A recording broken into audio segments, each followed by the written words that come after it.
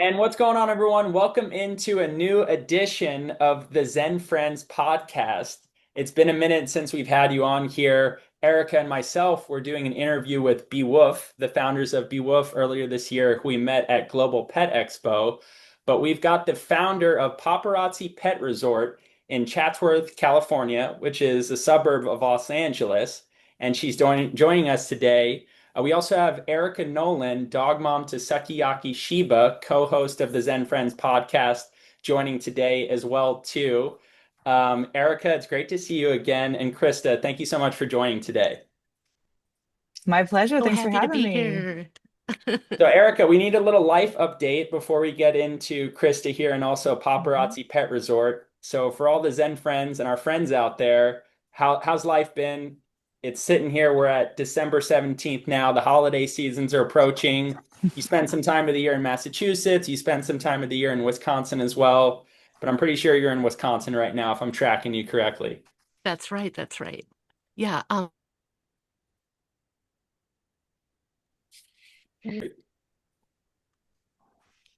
So yes, we're in Wisconsin, which is a funny thing to spend our winters here because it's freezing. It has been under 0 degrees. So Suki's living her best life. She's a double-coated Shiba Inu, and whenever she goes outside, she comes in super thrilled, puppy energy, grabs her toys. She's like, "You guys, it's the perfect weather out finally." It's so funny. We have to make her come inside, which you would think, a 14-year-old Sheba might start to slow down, but she's still doing her thing. How's the snow this year? Has it started so far yet, or is that's coming in Yeah, we've January? had some. Last year we had hardly any, so it's kind of welcome in that way. I mean, you do want your white winter. If it's going to be freezing, please at least have snow. So, and we have a huge hill near our house where everyone goes sledding. So that's kind of fun when the snow comes out that we have all the sledders going up there. And Suki has even gone sledding by herself down this huge hill. We practiced and practiced, and finally she goes down on a giant inflatable unicorn sled. So it's quite a sight to see. All the kids on the hill are like, "Whoa!" We also know she's a part-time surfer for her summers in That's right. Massachusetts as well. So good to know that she's got the sledding within her repertoire too, and that nice thick coat, especially for that snow season. For Queen Sukiyaki Yeah, Queen Shiba Suki. on Instagram. Krista, great to see you today. We're Mhm. so stoked to have you on the podcast here. If you could just please share a little bit about yourself and the work that you do with paparazzi for all of our Zen friends out there. Yeah, absolutely. Well, thanks again for having me. This is so fun. We love your products, and I just looked at them in our lobby here. But we have a pet resort in Chatsworth, so like you said, just outside of Los Angeles, where it is about 77 and sunny today. I hate to say it, but Yeah. we are also going through a weird like heat wave. It's bizarre. Wow. No white Christmases in our future. But yeah, I started the business back in 2016. So we're about to celebrate 10 years next year, which is Wow. crazy. Crazy. Congratulations. Thank Congratulations. you.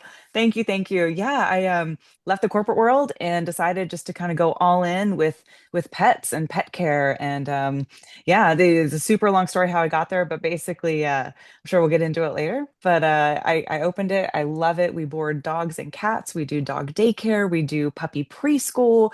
We do gosh, like all sorts of different things, dog training. The only thing we don't do is grooming. So I don't mess with groomers. I let them have that piece of the pie. I don't, so we do basic baths and things like that. But yeah, Zen Friends has been huge in how we operate because we do have to recommend it a lot to some nervous little Nellies that come through, which is okay. So it just improves their stay with us. That's awesome. I mean, I've Mhm. worked with many groomers over the years, but also boarding facilities as well. And one of my biggest, feedback testimonials is you really do have a lot of anxious pets that are going to Mhm. that type environment. So our goal with Zen Friends is only using natural ingredients, nothing that's going to Mhm. be drowsy, but offering that subtle calming effect without drowsiness for pets before entering the grooming environment or the boarding environment, which can Mhm. be Mhm. hectic for them. It can definitely be a nervous environment as well. But Mhm. I found that it's like a match made in heaven with the products that we offer with a lot of specialty facilities. So we're so stoked to come across and partner with you back in 2022 and Mhm. see the positive feedback that we've gotten from the products in your store. It's really been Mhm. awesome working with you over the years. Oh, thank you. Yeah, we feel the same. We feel the same. And it was hard for us to, I mean, there's so many products out there, right? So it was hard for us to find something that we could genuinely recommend, not just have in our retail section, right, our pet resort. But uh, one unique thing about Paparazzi that I'm very proud of is that we have a very genuine approach to pet care. And like there's a very dark side of this industry. There just is, right? You know, these pets can't go home and say exactly what happened to them during the stay. So we pride ourselves on having that integrity, and we're brutally honest with our clients, you know, the good, the bad, the ugly. You know, we make a mistake, we own up to it. We're human, we're going to make mistakes, right? um but one thing that I loved about this product was being able to again genuinely recommend it, saying, "Hey, we're not trying to tranquilize your pets to stay here. We're not trying to make your pet an easier pet to handle. We really want to put your pet's well-being first, and we're not going to lie to you and say, 'Hey, Fluffy did great here,' while he's shaking in the corner, right? We want to make sure that we're the right facility for every dog and cat, and if CBD and a CBD product can help kind of just take that nervous edge off for them a little bit so that they can enjoy their experience here a lot more, that's what we're aiming to do. And so it really fit in with our business model and our mindset and our mission. You know, our mission is to enrich the life of every pet and their family service that we offer. And we see that this product is part of that enrichment.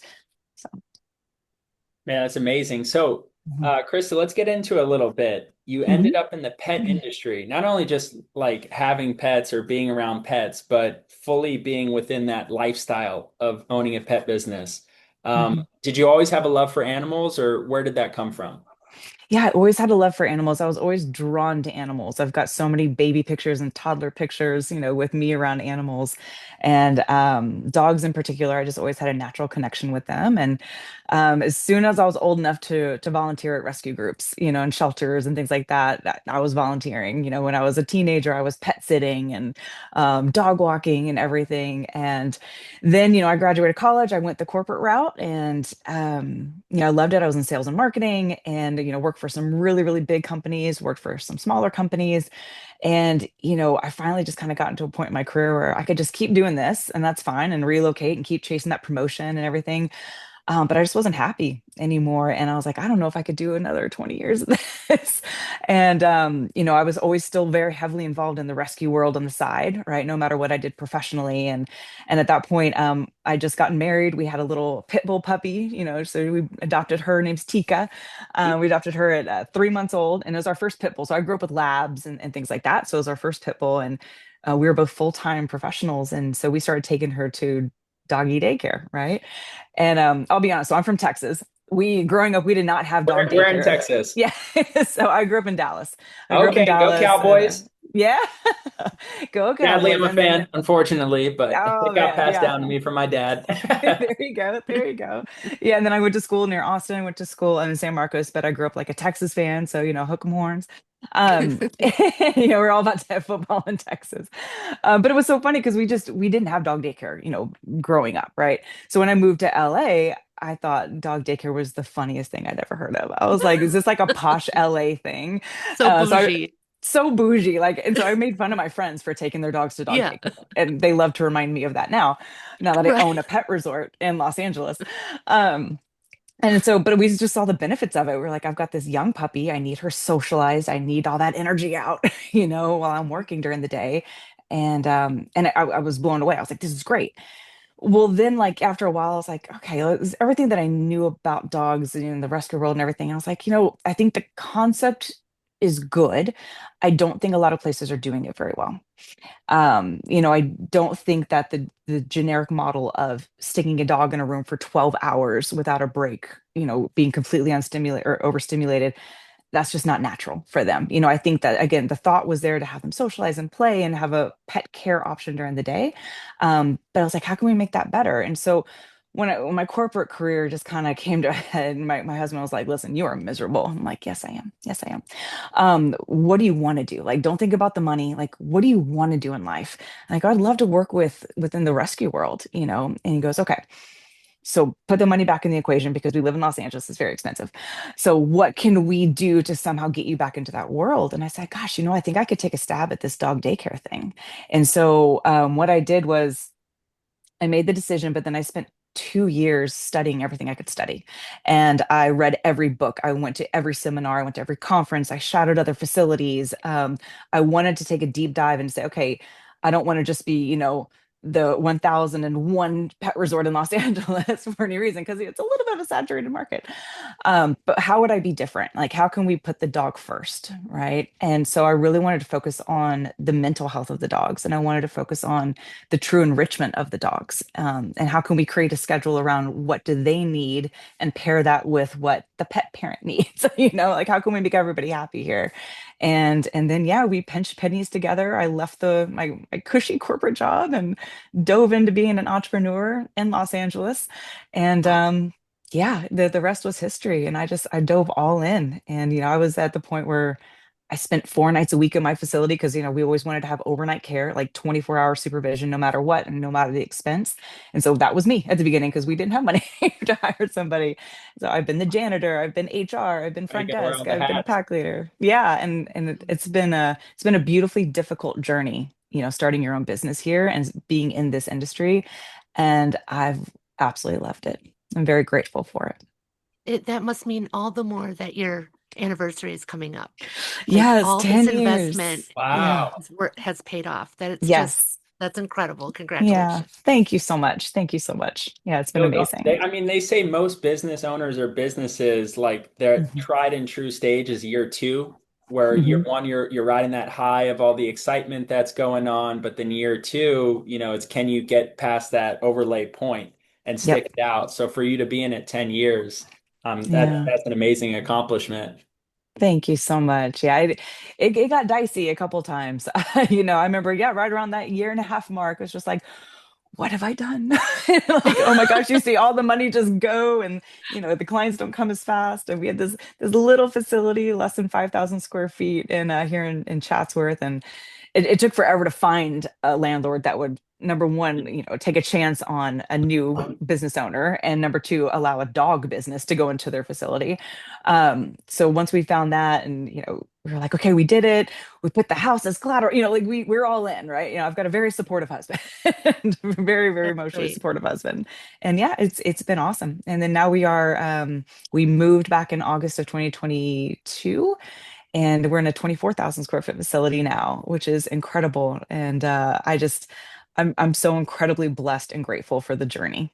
I really am. So And you survived the pandemic. I that mean, was terrifying. any small Yes, business that yes. survived it, I just give them all With the all the shutdown credit in in the world. California, not a Oh lot my of people could gosh. go into facilities. I worked with a Yeah, lot of retailers, but that was really yeah, sad for me, is like yeah, they just couldn't have people come into their facilities and operate businds. And yeah. that's such a tie or a holdback for businesses to operate, especially when it's a Absolutely. service that's hands on. You need them to come to you.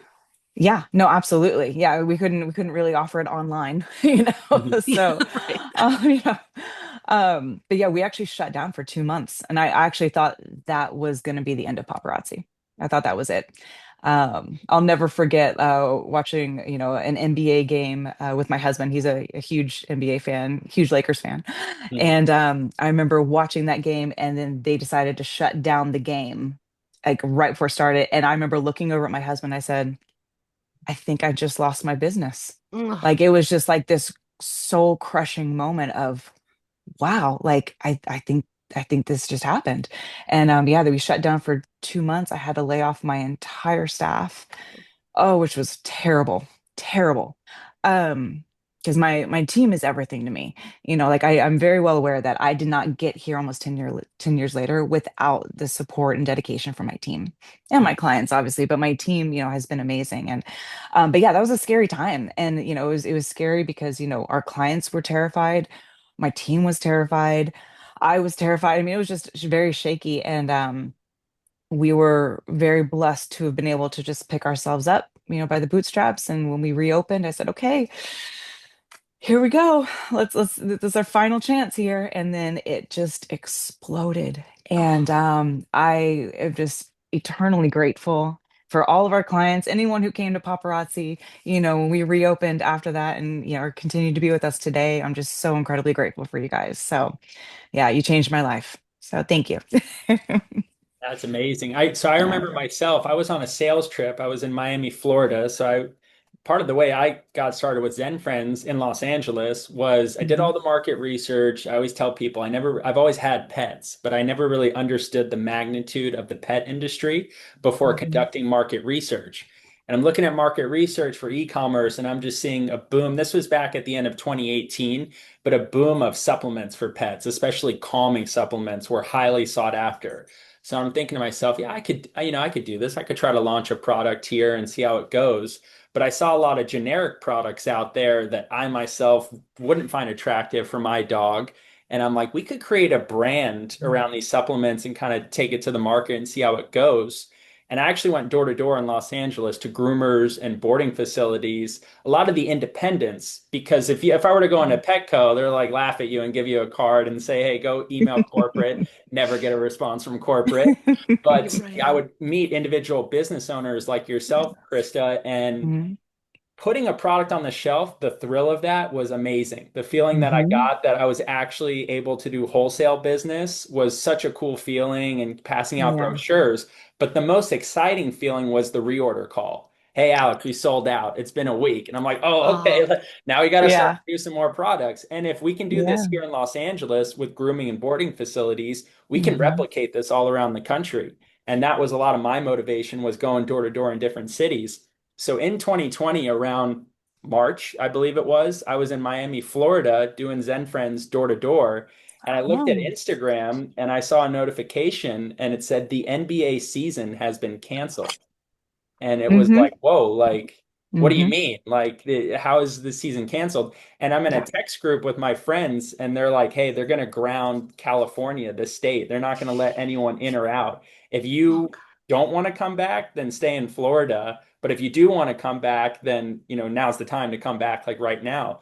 So I remember Wow. booking the flight, getting back there, and then, on from there goes COVID. And we all know what that year was like in Hmm. 2020.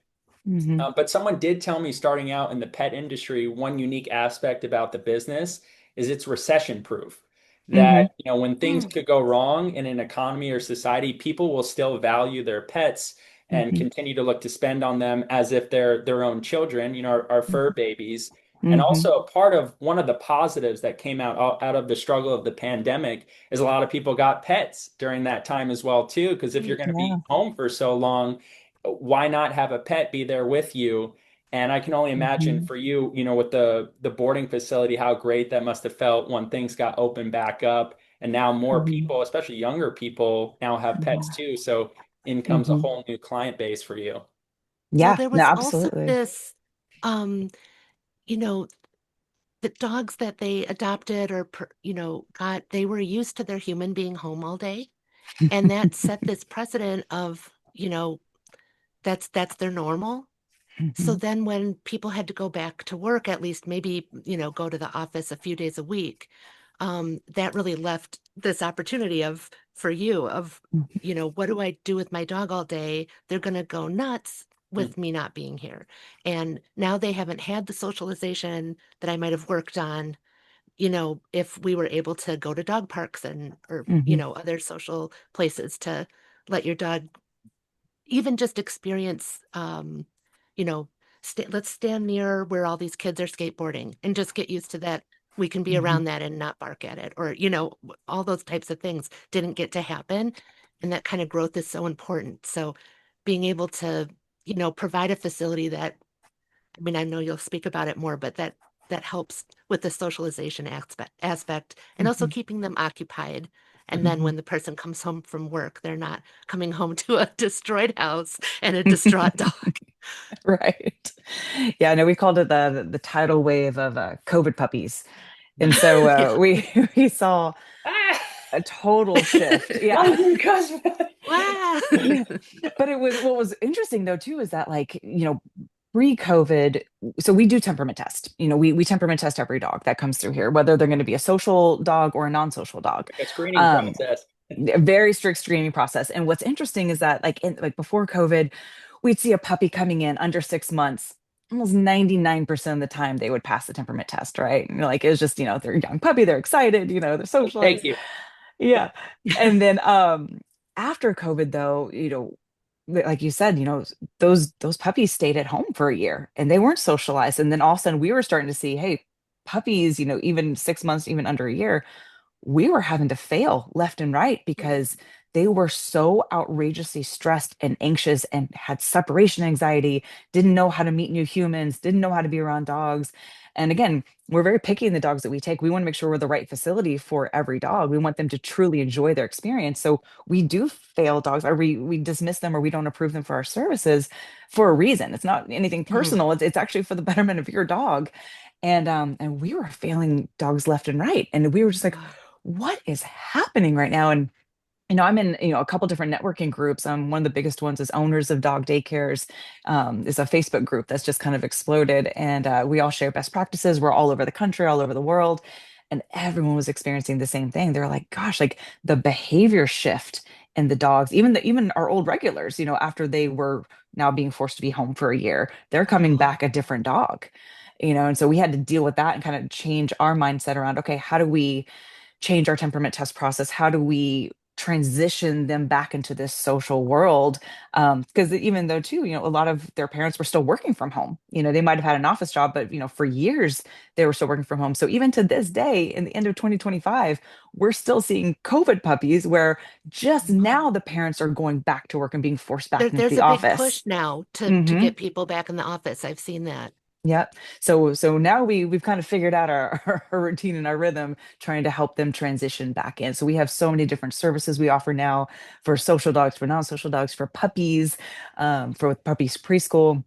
So we're very happy to start really focusing the right type of service to the right type of dog to make sure that they are set up for success. So how'd you come up with the name Pawparazzi Pet Resort out of all the options that you I have? love it. And I I imagine you wanted. didn't use AI to come up with the name. I wish AI Pre-chat and GPT. ChatGPT was around 10 years ago. Would have saved me a lot of Yeah. headache. Oh my gosh, Start a because again, business for me. not Wow, tech that took a savvy. minute. What? Yeah, right. Well, I wanted to choose paparazzi because I wanted to find the most difficult thing for someone to spell possible. Because it is, no, so my husband actually was the inspiration behind it. So we brainstormed so many different fun things because it's got to all be about the puns, right? In the Right. dog world, right? It's all about puns.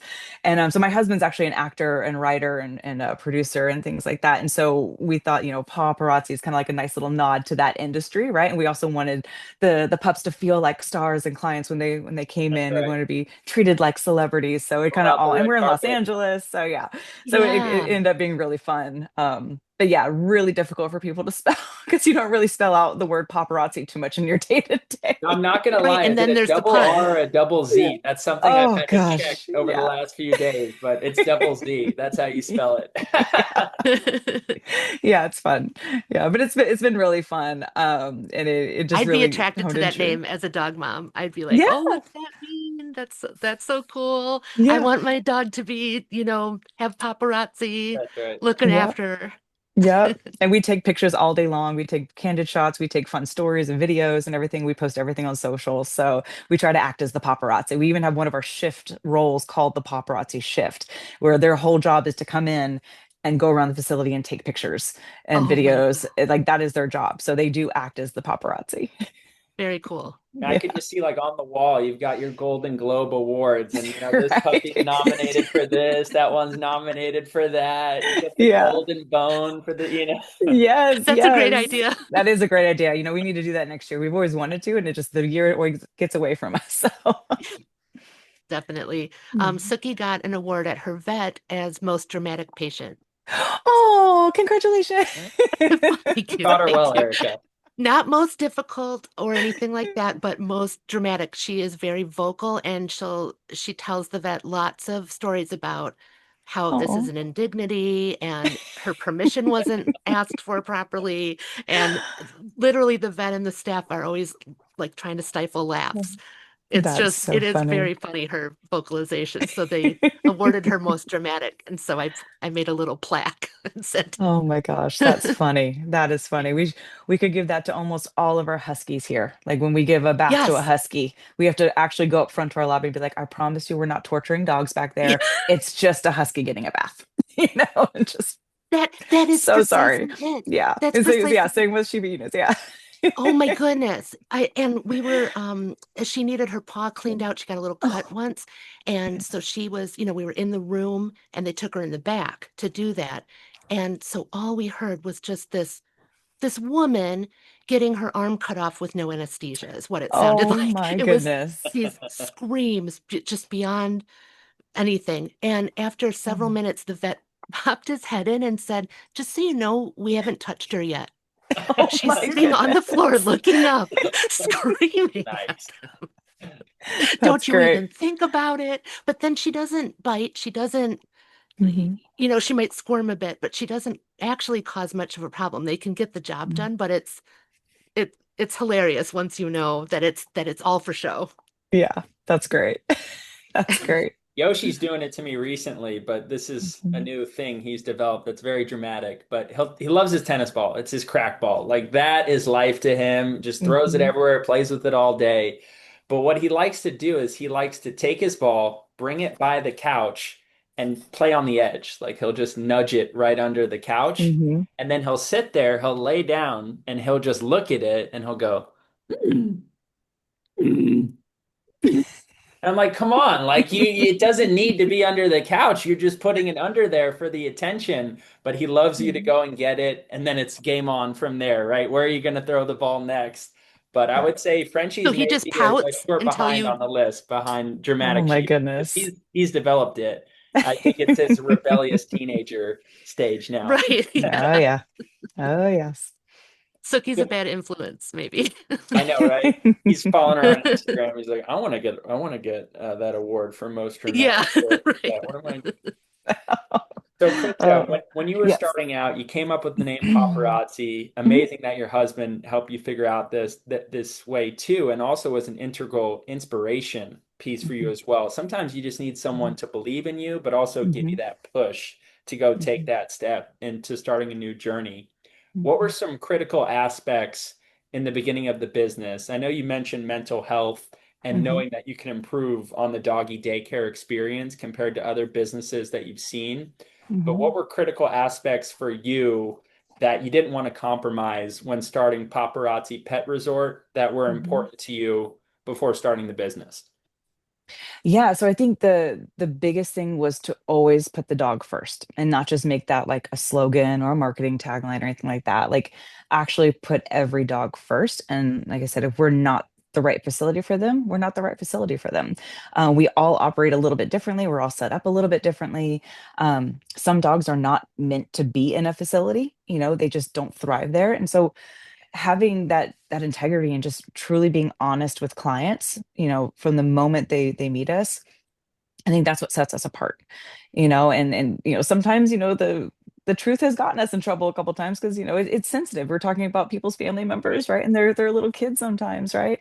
And so, we've unfortunately upset some people sometimes, but I always just vowed to always be honest, just always be brutally honest. And I'll live or die by that, so because I think that this is such I take it as this is an honor to care for people's pets, right? Like this isn't just a transactional relationship, like this is truly a relationship. Like I'm not selling you services, I'm earning your trust, right? And so this has to be a very relationship driven business.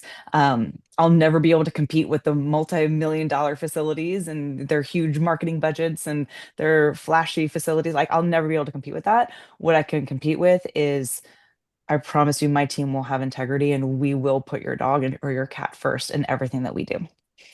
So that was huge for me. And I think that's what made us stand out, just kind of I would having a different appreciate that and approach. value that Hmm. above anything in a Hmm. facility. Hmm. Having that sense when you're talking to the team that they're really gonna look after your baby. I would be Hmm. so so nervous to have, Yeah. to have her go into a boarding facility for the day or several days if we were traveling or something. Hmm. And just to feel that, the feeling when you walk in, you can kind of get a sense of the vibe of the place. Absolutely. Are you hearing a bunch of stressed out dogs? Does it feel and smell really clinical and not, Hmm. Hmm. are there not a lot of play areas? You can just kind of see, Hmm. this is one of those where they're basically alone in a maybe not a crate, but like in a Hmm. small caged area, and then let out for some playtime every 6 hours or whatever. That wouldn't be Hmm. my preference in a facility.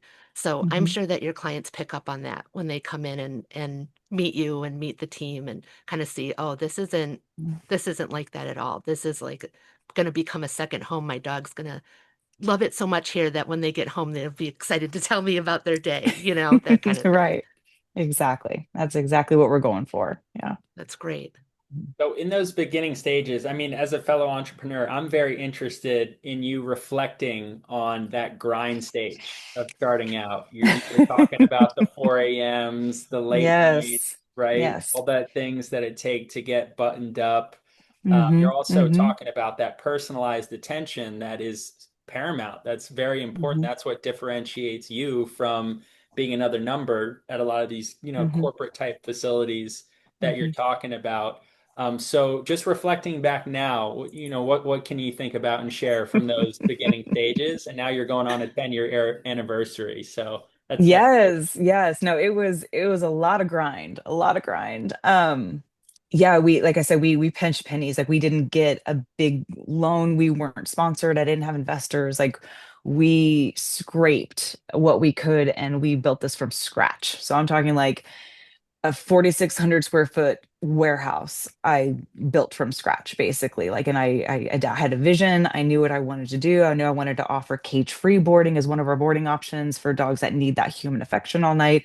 I knew we needed to have different sections. I knew we wanted to have different playrooms.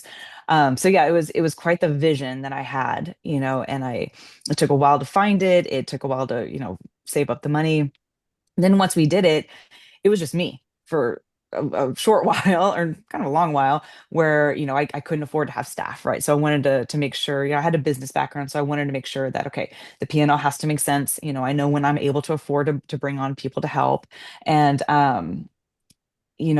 like I said, I spent the night at my facility all the time. We were newlyweds at the time, so again, very understanding husband, Oh, because that was important to me. If I wouldn't take my own dogs there, which I wouldn't take my dog to a place that didn't have 24-hour supervision or a human on site 24. I just wouldn't. And as a business owner, I wouldn't be able to sleep at night if I didn't have a human being at the facility, no matter what, right?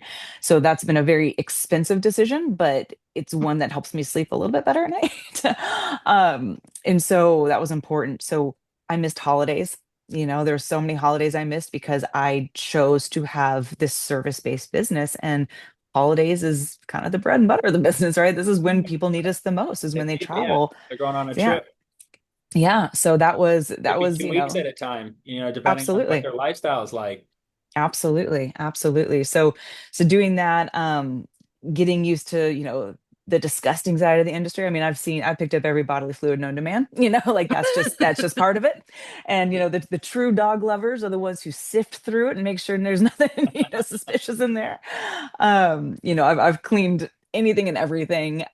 We've cared for the dogs in every capacity, any kind of first aid, any kind of, wellness, things like that. But yeah, learning how to start a business in Los Angeles and then learning how to hire employees in Los Angeles, which is very difficult. Employment law is always changing here. I was not an HR specialist, so I really had to learn very quickly about that. I was used to managing high-level sales executives, not entry-level part-time pet resort workers, right? So that was very difficult. That was a huge shift for me. Expectation, Yeah. right? Yeah. Yep. So I had to, Why is grow a everyone lot as a not manager. not grinding like I am? Why is everyone not, invested the way that I am? I live and die by Yep. this. I'll do whatever it takes to get this going. Not everyone may, Exactly. may share that same, Yeah. there's a balance to find there. Yeah, exactly. So that was difficult. dealing with landlords was difficult. Sometimes, unfortunately, dealing with clients was a little difficult because, it's not like I'd be like, hey, I don't make the rules. You got to talk to my boss, right? Like Right. Yeah. You're Yeah. it responsible. landed with me. So I was like, okay, well, that I think from a mental health perspective, that's probably been the most challenging thing by starting this business is I basically have every life on me, right? So like I am the sole one at the end of the day responsible for every dog and cat's well-being. I am on 24/7, no matter if I take a vacation, it ends with me and I take it very seriously. I never started this business just to be like, okay, cool, got a manager, you guys manage it and have fun with it. Like I pride myself, I'm passionate about this business, but that also weighs very heavy on you, right? So like I wake up every single morning, my heart skips a beat every single morning to be, did I miss a phone call? Is the business okay? Is everyone okay?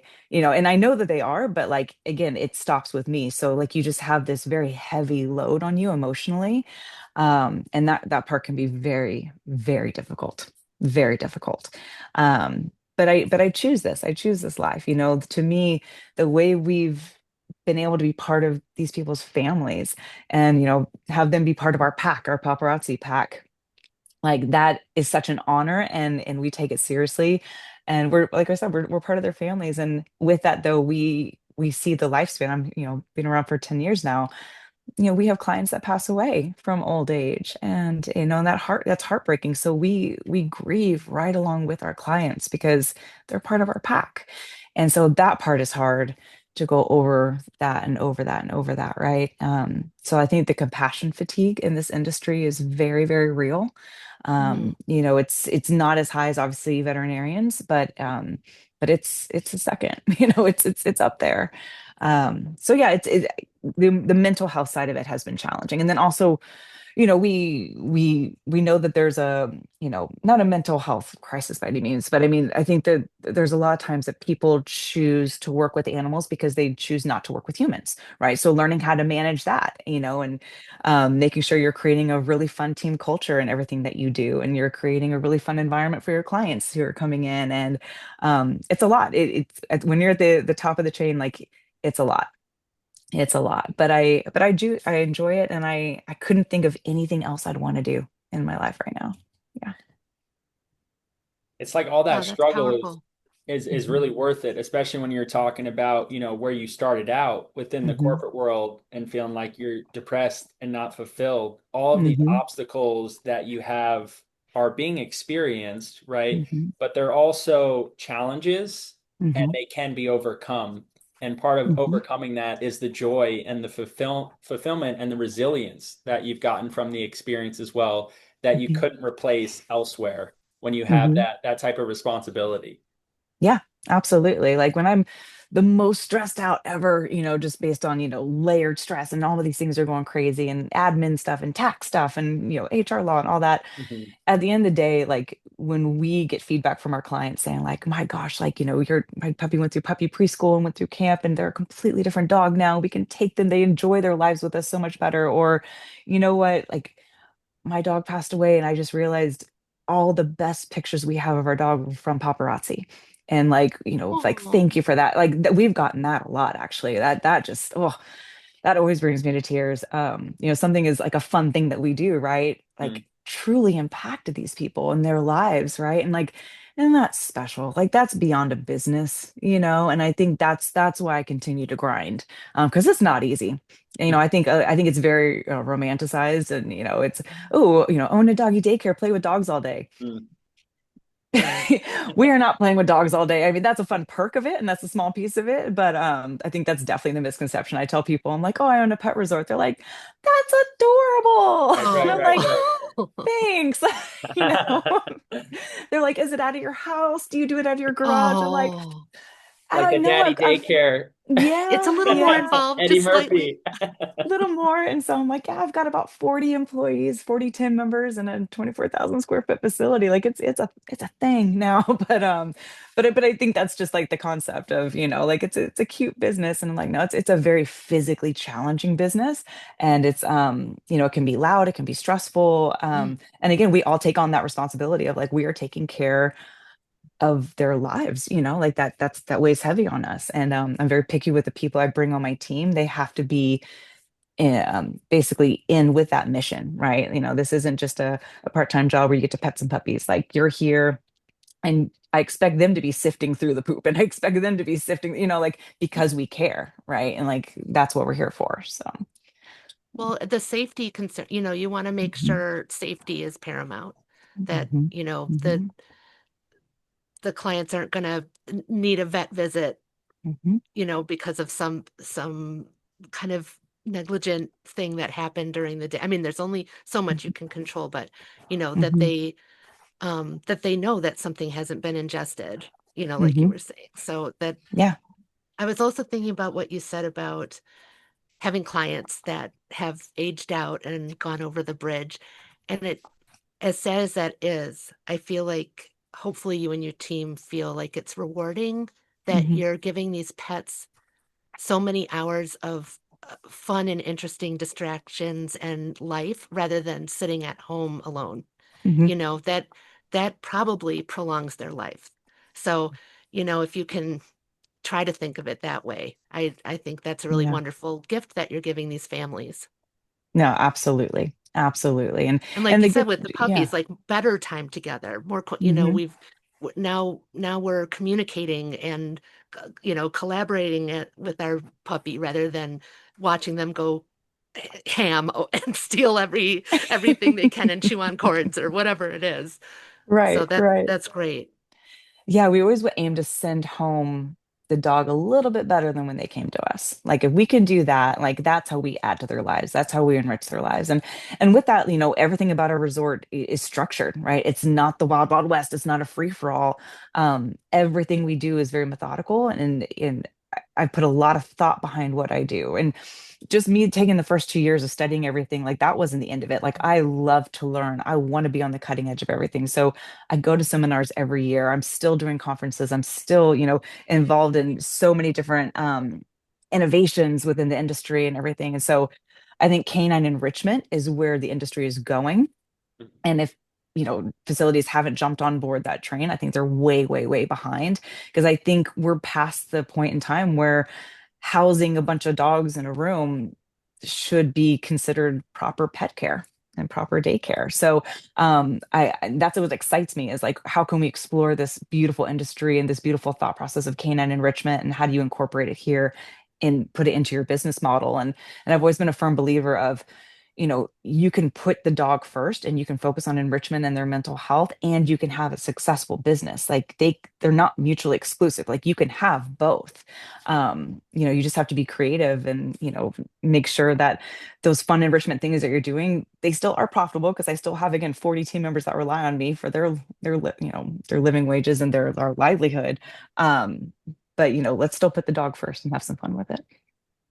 Yeah, 40, that's a big team that you got on your hand right there. Yes, it is. That's no Yes, it small is. circle that you got. That's a full-on Yeah. army that you got Hmm. for Paparazzi Pet Resort. So That's if right. you are in the Chatsworth, California area, that is the place to go. You're hearing it here first. She got a full team on board, ready to go for you. Take care of your dogs. Don't think twice about it. That's the place for you. That's right. Uh, 24/7. I like what you said that as well too. Mhm. Like, that was Mhm. critical for you too, is you wouldn't sleep well at night if you didn't know that there was someone there on site, because you never know what could happen to a pet Mhm. overnight, or like if you had a baby staying somewhere as well Mhm. too. Things can happen, but the fact that Yeah. you've got someone there, that's amazing. You're talking about some of these innovations. You mentioned that you started Mhm. off at a smaller facility, but you've since grown now to a 24,000 square foot facility. Mhm. Mhm. What were some of those key innovations for you that you started off right grinding in the beginning stage, but the business has now evolved? What were some Mhm. of those key innovations that you made from your first location going to your second location? Yeah. So at the very beginning, even in the first location, after some time, I put a lot of thought into it, and we actually started implementing a nap time, which is kind of unique in this industry. So we actually shut down the facility from 12 to 2. All the dogs get, put into one of their enclosures now. Back then, half of it was cage free, but now they get put into their crate or a private room. we are turning off lights, we are playing dog TV, we are, spraying calming scents. Like they need that physical break from play. Cause like I said earlier, like they're not meant to be overstimulated for 12 hours straight. That's just, leave your dog at home, like your dog's sleeping 90% of the time, right? So we didn't want to send home an overexhausted dog. We wanted to send home a tired dog, but a balanced dog. So starting with nap time and again, implementing that into like, hey, we're focusing on the Siesta. mental. Yeah. That's a little afternoon siesta. I know. And everyone's Did like, they oh, do get the like a employees little get to graham sleep too? cracker and a Dixie cup? I think that's what we got in Oh, preschool. we do frozen Kongs. They can order frozen Kongs. So some of them bring like their treats or like the puppies have lunch. So it's a really cute just break Oh, in the day. We actually have some but dogs that that's bring a really little great. backpack. It's What'd you say adorable. about the backpack? We have some clients that bring like a backpack with like their little snack or Oh, there you their go. it's Oh, the cutest thing in the world. So it's so funny now. So now so since I've started the business, I've actually had two children. So I have two daughters now, a 6-year-old and a 4-year-old as of tomorrow. And Wow. and so seeing them go through preschool and I'm like, okay, now what came first? My concept of what I want dog daycare to be, or was it preschool? Because now they're like very, very similar. Just like the way we structure the day and stuff, which is always funny to me. But yeah, so we it is, started off but with they nap share a time. lot of the same. I They mean, do. there's a Very reason. similar. Yeah. I'm Hmm. thinking about just like as a parent, that's your routine, right? Go drop your Yeah. kid off at school, go to Yeah. work, pick your kid up from school, go home. And the success when they come home from you is they've been exercised all day. They're not pent up and having Exactly. separation anxiety from home. Yeah, that's exactly right. And like, when we think about enrichment, like we're tackling all aspects of how to, get their energy out, right? So we're going down the mental road because we want to mentally stimulate our dogs, right? But then we also want to physically stimulate them with like physical exercise and play. So how do we again provide that balanced approach so that we're not sending home that overexhausted dog, because then they're just like an overexhausted toddler going home and then they're just cranky and a menace, right? So we want to make sure that okay, they're not having that experience at home, that they want to bring their dogs back to us because they're not getting the crazy canine at home after work. But some other things that I think about, like I said, enrichment was a big thing. So after we reopened from COVID, I had 2 months on my hands. So I did a lot of research and I, again, just studied and I knew that I wanted to formalize enrichment a little bit more. So we launched Enrichment Club, which was just like a fun add-on activity that people could sign up for. And every day we did a different activity. And it focused on either that mental or physical stimulation for a dog. So we would do everything from basic training commands to amateur nose work and scent work to treat puzzles. So I've got an excited dog going home. I don't know if you can hear that. Oh, they're so cute. I love the meet and greets in the lobby. Um, so it's like reunions. It's the cutest thing. But we would, do treat puzzles. We would do obstacle courses and fun agility, fun agility. What you guys like? We do all sorts of things like that just to kind of challenge them into experiencing new sensory experiences and new challenges and building confidence. We saw a lot of confidence building because we were exposing them to things like hula hoops and platforms and things like that they'd never seen before. And I actually loved it when they were terrible at the activity at the beginning. And then we would do it a couple times, the next few months and see their progress. Oh, that's my favorite, is to see a dog's progress, because that's what it's all about, is building their confidence. Because if they're confident exploring a new activity here, they're going to be more confident, and socialized at home. So that's a big piece of it. But we started doing that, and then when we moved to the new facility, we had a lot more space, so we were What able was your to search really, process like for the yeah. new facility? What went into that for you? Oh, um, we we looked for about 7 months, 6 or 7 months, Wow. actually, for a facility, and I was hoping to get around like the 10,000 square foot range. And there was nothing. There was just absolutely nothing. And again, we ran back into that, thing of landlords didn't want dogs in their facility, which I get it. Like I totally understand that. But I'd also now had an established business and I couldn't move too far away because I'm part of Mm. people's The routine, like their community. daily You're part of life. that Yeah, local community too. exactly. And especially in LA, like they're not going to veer too far off their daily commute to work, right? Like they'll give me a couple minutes, but I mean, so I had a very tight bubble where I needed to look. And so that made it very, very difficult. And finally, ironically, one street over, literally behind my facility, was this huge 24,000 square foot facility that was open. And I was like, nope, can't do that. I can already feel that ulcer coming on. No, can't do it. Like that's terrifying. And lo and behold, we had actually gone on a new client freeze at the last facility because we had just exploded to the point that we were having to turn people away every day. So I had to stop taking on new clients for like 6, 7 months, which was a great problem to have, but I still needed a solution to like get a bigger facility for them. Because, capacities were really important to me. Safety is always, very important to me. So I had a very strict self-imposed capacity limit at my last facility. So when we came across this facility and the landlords approved us, and I was like, okay, here we go. Let's do this. I don't really have a choice, and let's just pray to God this works. And again, it's funny because I had to almost restart the grind, right? Like even though I had a successful business 6 years in, I was pregnant with my second daughter. Because her birthday's tomorrow. So we signed the lease like beginning of January. So I literally just had her signed a lease. We had to do so many tenant improvements here. So I remember pushing her in a stroller around here, doing like acting as a construction foreman, like, laying out the whole facility. Cause then I had a whole new vision. I had a whole new, strategy of what I wanted to do here. And so it was like starting the business over again, but just kind of bringing my core clientele with you're more me. polished now. Yeah. All that experience that you had at the first stage, you take that, you know what works. You had, like you said, everyone, oh, it's so easy. Just start a business. No, it's not easy. You're going through it and it's actually crazy and you're working on everything, but you're learning through that growth, and you take all that knowledge and you start implementing it and improving little by little on all those steps. That's exactly right. That's exactly right. And like kind of embracing like the trial and error aspect of it, right? Being like, you go into it knowing like, hey, I know that I'm going to mess up and we're going to fail with these ideas. And in our mind, it's going to be awesome. But then when we activate it, it's not going to work. And just knowing that that's just part of the process and, appreciating that. I love brainstorming. From Texas, we call it spitballing, like we spitball. So I'm constantly like an ideas person, and I'm constantly just dreaming up big ideas and say, okay, let's run with it. Let's activate it. Let's see if we can do this. And that's the beauty about also not being corporately owned, right? Is that I get to be as creative as I want to be. And I don't have to get approval from 10 different levels to try new things and to try new services. And that's been my favorite thing is like we have a big facility, which feels kind of corporate, but we're able to be nimble and bob and weave and really explore different creative outlets for these dogs. Wow, that's amazing. I literally could talk with you about enrichment all day. Yes. I love it. And we've done classes with Suki.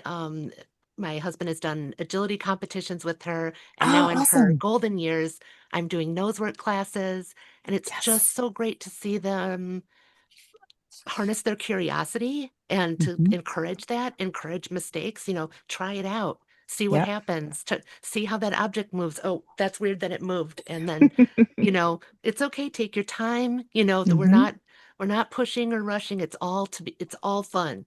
That's the goal, is to have fun together. And I couldn't recommend it more. It really increases your bond, and you see them, like you said, build confidence and approach new situations with calm curiosity, rather than their default being strange situation, no thanks, So I really love that you give your clients that gift. I mean, that's so great, and must be so fun to think of different types of things to try and see how the dogs take to it. Fungility sounds really great. Yeah, exactly. And I think too, like the educational piece of it, like a lot of our clients, they don't know what enrichment is and like what are the benefits of enrichment. One of my favorite new things in our new facility is we had all these old like offices, right? So we converted a lot of them into VIP suites and like, the really fun big suites. But then one room I held off, and we actually converted it into what we call the Sniffari room. And so we did all this decor, these like trees and jungles and camo and everything. And then we hid like scents throughout the room. Sometimes we'll hide one treat in the room. We'll also really throw in like snuffle mats and like dig pits and things like that, and just like really make it chaotic. When you look by, you're like, this is a little chaotic. And I'm like, yeah, but the dogs love it. And so they say, yeah, 15 minutes of sniffing is like an hour walk. And so we go in there. especially for our senior pups who aren't really going out for those long, vigorous walks anymore.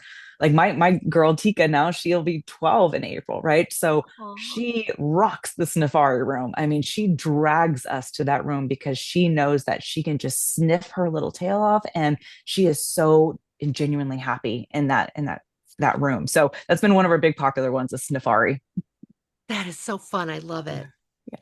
I get the same with Yoshi as well, like a spatial awareness. But when he knows where a dog park is, I'll try to take Mhm. him for the walk and hopefully we go for a walk. He doesn't care about the walk. He wants to go into the dog park and into that space. And he'll start Mhm. dragging me over there. And I'm like, all right, we're going. Let's go in the space. I know you like it in here. But they do Yeah. have that spatial awareness. They become familiar with that type environment. And then Hmm. they're associating the awesome experience they had, previously. I want to go back to that. And Yeah. that's, man, what a compliment to you that you can create that type space for a pet. I'm Mhm. just thinking about myself if I was at work and I would got a text from you at a facility with a video of Yoshi trying a new enrichment or learning a new trick. What a great feeling that would be to see my dog learn something new that he never knew Yeah. once prior, but that you can offer that type of learning and that type of teaching Hmm. at this school facility almost for pets or a camp, whatever you want to call it. There's Yeah. growth to be had when you're taking your pets and you're putting them into a new environment and you're challenging them too to Mhm. meet new dogs, to how to interact with others, how to learn new tricks, how to learn new, there's a lot of growth being had there. So I would definitely really enjoy that as a pet owner seeing that. Yay. Yeah. Yeah, Awesome. same. Yeah. And we do some fun things like we do a lot of art projects too, like themed art projects. So right now we're doing a holiday ornament where it's like a lick art. We basically, yeah, we put like like a plastic ornament in a bag. We put either whipped cream or peanut butter on the outside, and we put on the inside we put some paint and everything. So they get to lick around and create this abstract ornament. And then we put their name and like the year and everything. So like things that like people can take home. Like we do a ton of lick art. We do paw prints. We do nose prints. We do a lot of fun things. We do pictures, themed pictures. So we try to create like these keepsakes too, for our clients. Because some of our clients, they might not have kids or they might choose not to have kids, but Right. their dogs are their kids Dogs and are their better. family. Yeah. They need something to put on Less their annoying. fridge too. Yes, yes, exactly, exactly. And then going kind of back to, this idea of enrichment. So in our new facility, we finally had space to offer something for dogs who don't thrive in like a daycare setting, right? So, like, I'm a firm believer every dog is not a daycare dog, and that is okay. There's nothing wrong with that dog. Every dog is on a different point of their social ability scale, right? Whether they're dog selective, they're dog reactive, they're social butterflies, they're all on this different scale.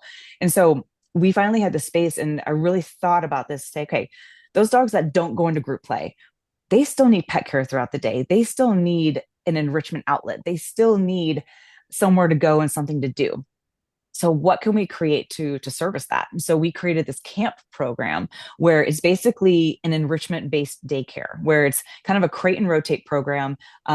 They're crated in between their activities. They're getting 3 to 4 activities a day that all focus on basic training, enrichment, basic socialization. If we do socialization groups, it's like a couple different dogs, very small controlled environments, which, so again, build their confidence, learn to be around other dogs. But when they're doing activities and they're learning in a room full of other dogs, that's helping their social skills, right? That's developing their social skills. It's limiting their reactivity. It's allowing us to create this positive environment for them to just be with dogs again, right? And so we're seeing a lot of beautiful confidence being built in that camp program. And you can add that onto a boarding stay. You can come just for the day, like you would drop off at camp, or drop off at school. And so it's been a really, really fun program to see these dogs that daycare wasn't an option. Now they kind of have their own program. So what I'm interested in as well is what's that screening process like for you? Yeah. Because as well too, it may sound obvious, but dogs are Mhm. not humans. So you can expect them to, just play and get along like kids Mhm. would, but they're Mhm. different.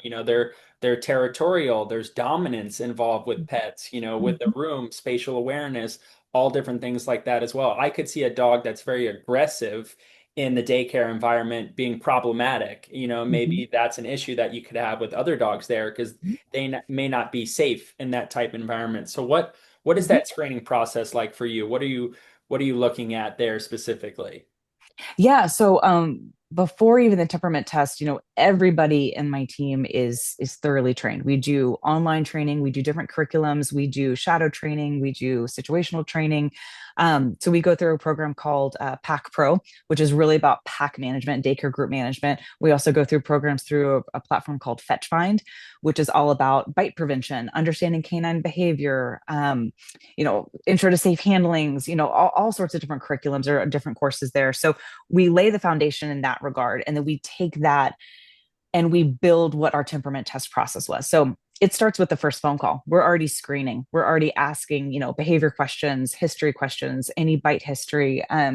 Do they have friends? Do they play with neighborhood dogs? Do they only have a sibling at home? Do you guys go to dog parks? Where does your dog sleep at night? Like, we're asking all different things, and we're kind of creating a story in our head. And we're also kind of creating an idea of what services are we going to guide them to that we think their dog is going to thrive in, right? So sometimes someone's going to come and be like, I want my dog to have friends. They need to be a daycare dog.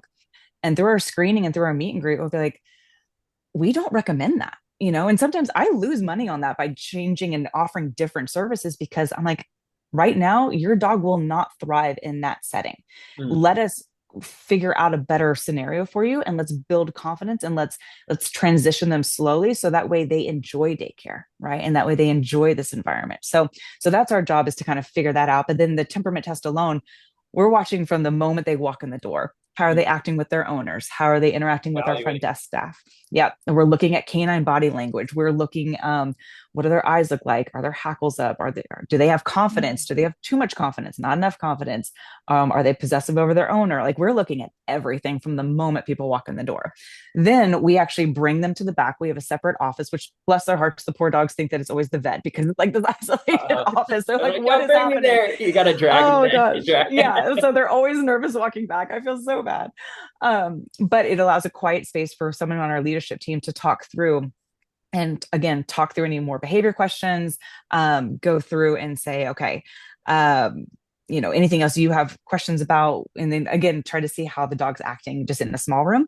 Then the parents leave, owners leave, and we take the dog in the back. Depending on what service we think they could do, we either introduce them to another dog, like a very neutral dog. We have so many different playrooms, and we separate all of our dogs by size and play style. So we want to understand, like, hey, is it a medium-sized dog that still has puppy energy, or is it a terrified dog that needs super neutral playroom at first? Okay, our job is to not overwhelm that dog at the beginning. And also, if we're a little iffy on their behavior, like, we're definitely not going to put our other dogs at risk. So there's a lot of factors that go into it. But we select the services, and we slowly introduce them, and we're evaluating the entire time. We have scorecards. We figure out, did they pass for daycare? Do we recommend camp to start?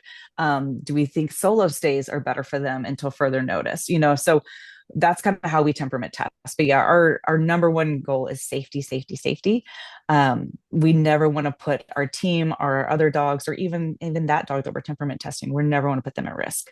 So we're very slow and methodical in everything that we do. And like I said, there are dogs that we don't pass.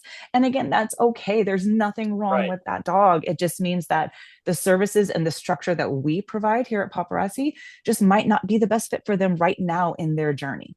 Right. And that's okay. But again, it goes back to how we're just brutally honest about that. Well, I think that's what leads as well. Sometimes you got to make tough decisions, but ultimately to the success of the company and your experience and trusting your instincts with going through this, that you may not be able to say yes to everyone, but there's an evolution process for that. They can grow, but that's also trusting your experience and your expertise to be able to evaluate that.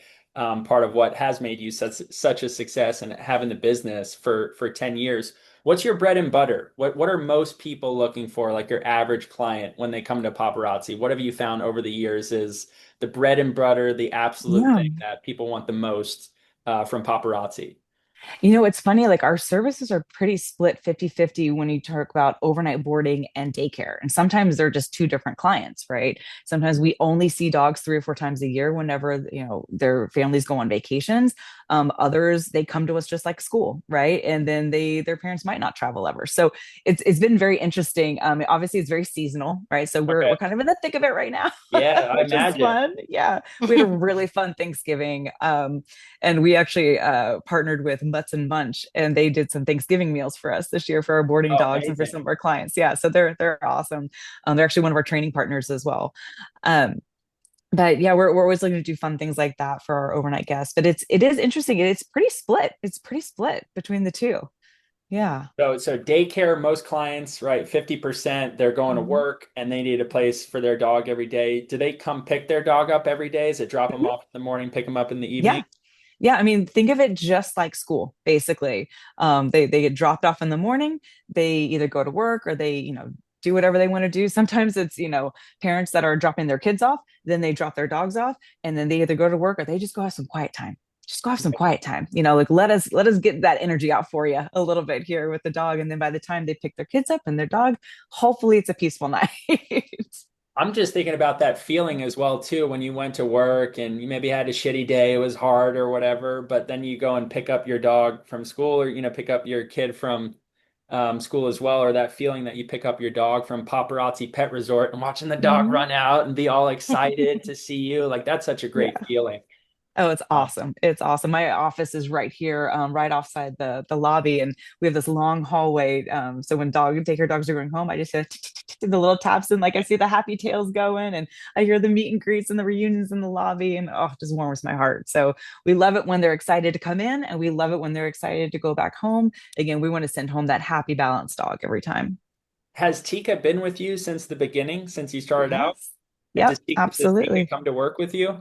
Yeah, she's here right now. Yeah. Okay, And now I have okay. a second How dog, many so I have, friends yeah. has Tika made over the year through being the Thousands. co-founder of Paparazzi Pet Resort? Thousands. No, she's more of an office dog now. She's my little old lady now. So she actually goes to camp now. So she can do a lot more enrichment based activities. She's kind of over the group play. She's like, I mean, these Mm. young whippersnappers, like I'm done. But she still loves, You're like, you this guys have work at it. activity. I've been there, done Yeah. Because that. we get a lot of like puppies that are coming in that are just like, I'm new to the world, and they're like, whoa, settle down. So we kind of create a puppy room, let them all just wear each other out. So yeah, I have Tika now, and then I also have a new dog. So he just turned a year old in October. He's another pit bull. So they're both pit bulls, and his What's name his is name? Stitch. Stitch. Stitch. Okay. Yeah, we got him Christmas Eve last year through Pups Without Borders. That's one of our big rescue partners. So shout out to them. They're amazing. They do incredible work, and we actually foster a lot of their dogs here, which has been such rewarding work. So that's how I got back into the rescue world. Basically, is I have my facility and my business, but that's how I kind of get my rescue fix. Is we have a foster wing. We do a lot of work with local rescue groups and everything. So I'm satisfied in that way, which is great, and that just warms my heart beyond belief when we help them get their dogs adopted out. But yes, we got Stitch from there. His original name was Buddy for Buddy the Elf.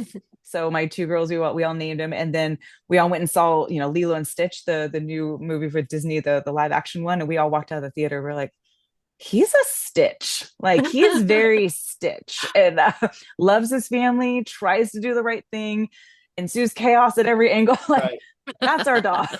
And so he's been here since puppy preschool. So he's gone through puppy preschool. My team has basically helped me raise him. He Oh, comes with me every day. He's in camp right now. So yeah.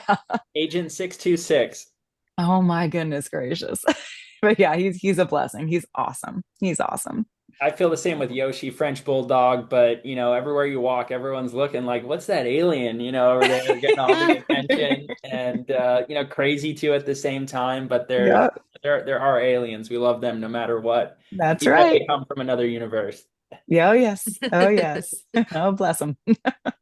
So, Krista, lastly here, what's been your biggest takeaway from the experience? I know you're mentioning starting out, you wanted to try something different. Mhm. You love working with animals, the rescue aspect. You got started out, your husband pushed you to do it, and here you are 10 years later. You've made all these improvements along the way. You survived the pandemic, which we mentioned as well. Paparazzi has grown into something that you've always dreamed of. What's been your biggest takeaway since starting the business and some advice that you'd share for anyone out there looking to do the same? Yeah, I think jumping into your passion and just betting on yourself is the biggest takeaway. I mean, I just kind of came to this realization of life is too short not to do something that you love and not to do something that makes you find your joy and to also help others in return, right? And then that's what we do, is like we provide peace of mind for families, and we enrich these pets and their families. And I would encourage anyone to say, like, hey, if you have a passion, like, don't keep kicking the can down the road. Like, find actionable steps and make it happen, because it will change your life. It's not going to be easy. I'm not going to sugarcoat that at all. Mm. Like, it has been incredibly difficult, and continues to be incredibly difficult with new challenges every day. Um, but gosh, I don't regret it for the world. And Mm. I wish I could give that gift to other people. I try to mentor as many people as I can, who are starting out and trying to start a business, and giving them as many resources as I can, and being a sounding board for them. And because I want to pay it forward. I want other people to find that joy, and to really, capitalize on their passion, and to help change lives. That's wonderful.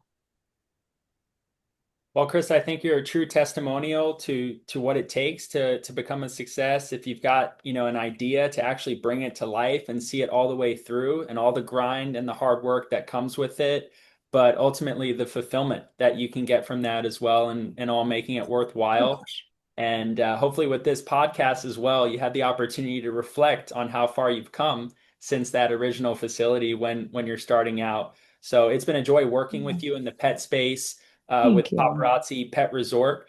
So if you all are in the SoCal region, specifically near LA, go check out Pawparazzi Pet Resort in Chatsworth. Krista's got an awesome facility with a ton of enrichment for dogs, and an awesome experience and a learning process and growth for your pet to have there. So go check that out. Also, if you're on Instagram, go check them out at Paparazzi Pups on Yes. Instagram as well too. You'll be able to give them a follow and follow along with all the new and exciting additions that they have each week in the facility.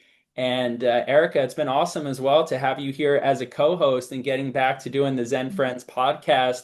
I'm looking forward to doing this more forward here.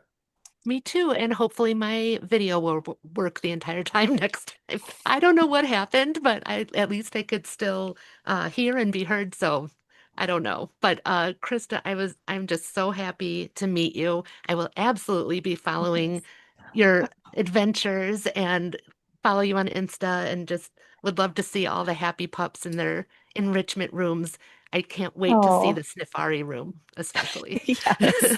Fantastic. No, we'd love for you to follow us. And yeah, check us out on Instagram. That's usually where we showcase all of our fun new themed activities and all of our different enrichment offerings, and just all the fun we have with our pack. We have a playful pack, and we love what we do. I love that you refer to it as a pack. That right there says a lot. Because Absolutely. it Human is and a fact, canine. Krista. Yeah, yeah, yeah. Amazing, guys. Well, hey, happy holidays. Thank you all for tuning in to this episode of the Zen Frenz Podcast with Krista Castro from Paparazzi Pet Resort, Erica Nolan, the dog momager of Sukiyaki Shiba on Instagram as well, too. And we're wishing you all happy holidays. We'll catch you on the next one. You too, Alex. Thank you, everyone. Thank you. Happy holidays.